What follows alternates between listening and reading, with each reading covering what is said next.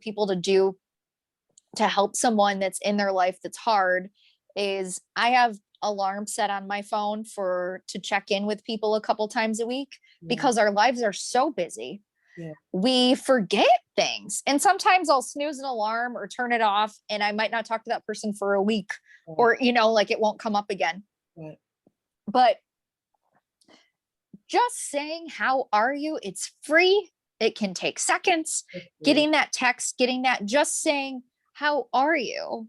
Mm-hmm. And one of the most crucial things you can do when you're going through a really tough thing like this is have someone that can invest in you. And I'm sure you go through this in your work. But when you're the spouse or significant other and your person is diagnosed with something like this, you cannot lay your crap on them.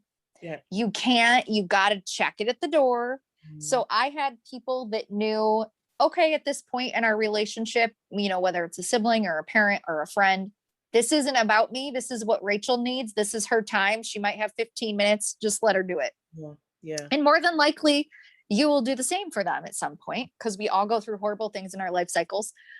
But you really do have to get your own mental health self-care because you can't let your fears, your doubts, all those things that are valid, but a lot of the devil will creep in of those things to make you worry about those things. And you have to get them out. You have to talk them out. And then you got to shut that airplane hatch, back up from the runway and let it go, because we all have woulda, coulda, shouldas in life, but it's those that will eat you alive. Yes. So I think having your own, so we got sick in January of 2011. And I think it was December of 2011 when I first got a therapist where I said, okay, I need to carve out an hour every other week to do this. And I just remember I would leave almost skipping to my car because it just felt so amazing to have someone that wasn't in my world. Yeah. All about you.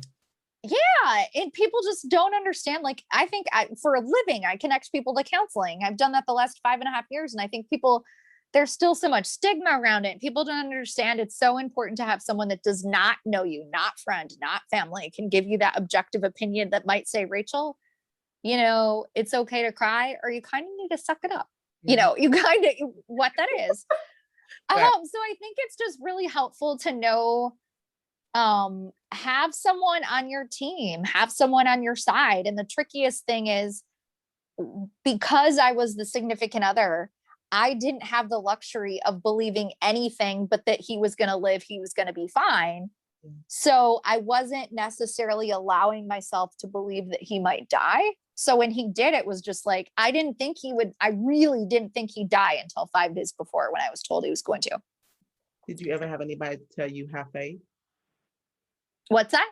Did you ever have anybody to tell you, have faith, have faith? Yeah. What was amazing? So my parents have this little house in Georgia. So I'm from Michigan. They call themselves winter birds in Georgia. And so both of their churches all over, all the social media, we've got thousands of people praying for us. And I learned from a sibling after, even a year plus after my husband died, my mom was just so distraught still, because she really thought all the prayers would work, which is just heartbreaking. I mean, she spent so much time one-on-one with him, and my husband didn't really have that parental love and support from, his dad died when he's little, and then his mom, and didn't have that from the stepdad. So my parents really became his parents. So it's just a gaping loss to all of us. So, but it's one of those things where I would pray for, same with what's going on with COVID right now. So many people are anti-vaccination, anti-mask, anti-whatever. And I'm like, it's science, people, but God made the scientist, right? So I would pray for, God to lead the medical staff to do what they could, and they could only do so much. So it's kind of just, it's a balance of knowing we have to have faith. Things are not going to be perfect, but we're really ultimately going to be tested. And that ultimate test is, can you still believe, although horrific things are going to happen, that God is still good? And one thing that baffles me despite all this is I have no idea why I was born of, you know, white parents in a rural town in Michigan, in a country that's wealthy, in a country that has science, access to education. My dad was the first one in his family to go to college, Mhm. and his family were not very health conscious. He's like, my children are going to be healthy. They're going to go to school. Mhm. I just take none of that for granted. But it's one of those things where it's just like, how am I here?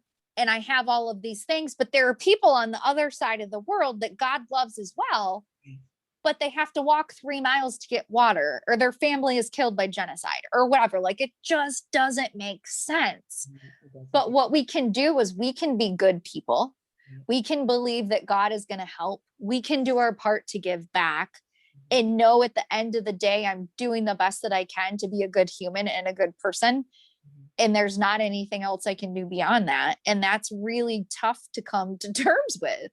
Mhm. Absolutely. Well, I really am glad that you're here to share your story. And I know that someone is just going to be just honor your story along with you, and your book is a resource for so many people. So just, I know we're almost out of time, but talk a little bit about the book. I know you mentioned the outline and a lot. It sounds like it's packed with resources. So in addition to, Yeah. yeah. Yeah. My goal is, I really felt so alone. I lost a lot of friends, Mm. not because people didn't care, but they don't know what to do with a 31-year-old widow. They go back to their lives, they go back to all that. I had to take social media breaks because it is tough seeing people with their children when you can't have kids, and people with their healthy spouses. My takeaways are, surround yourselves with positive TV show, movies, books, music. There's a lot of negativity out there. Right. I had a friend of 12 years that ended up being I was her maid of honor in her wedding coming up. This is the year after he died, and I actually just cut her out of my life, which sounds really harsh, but she was toxic. She was rude. She was very judgmental. And God puts people in our lives for seasons, and then he shows us this is a season where this is not healthy for you. And it might not make sense, but we learn. People come in and people come out, and it hurts. It does. It can really hurt. But what you need to do is surround yourself with appropriate people, the appropriate support. I talk about all of those things. My example I really like to use is back in those Yukon days in Alaska, when people would go up those mountains in the snow and to mine that gold. They would put it all on the line, not knowing if they were going to go back to their families just to get some nuggets of gold. More than likely, what you're going through right now doesn't make it easier, doesn't make it, more fair or any better. Mhm. But it's my experience, because I went through one of the worst things that can ever happen to somebody.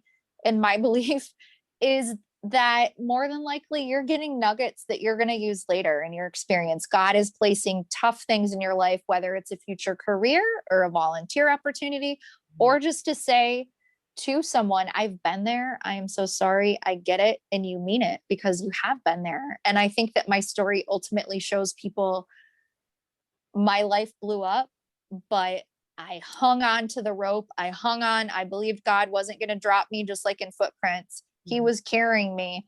And you really just, you have to shut that hatch and back up from the runway and give it to God, because ultimately, at the end of the day, I feel like, at least for me, I don't know that I would be here without God, because it's not that I would have taken my life by any means, but people, I've never been in that point. I work with people that are in that point, and I know you work with people and all those types of things, Yes, ma'am. but the sheer volume of the things that I've been through could kill someone. Mhm. The amount of things, it definitely could. Mhm. And without my faith, um, I don't know that I would be here. I don't know that I'd be this positive. I have 1 week left. I'm raising as much money as possible for the Leukemia and Lymphoma Society here in Minnesota. Um, all of it towards treatment. Every 3 minutes, someone's diagnosed with blood cancer. I want to change that. I don't want 80% of childhood survivors of leukemia to have side effects like my husband with a collapsing hip. And it's just like, I've been there and I've powered through. And like, you better believe it. I would have never thought years ago after he died that I would be here and say, I'm okay, and get on my little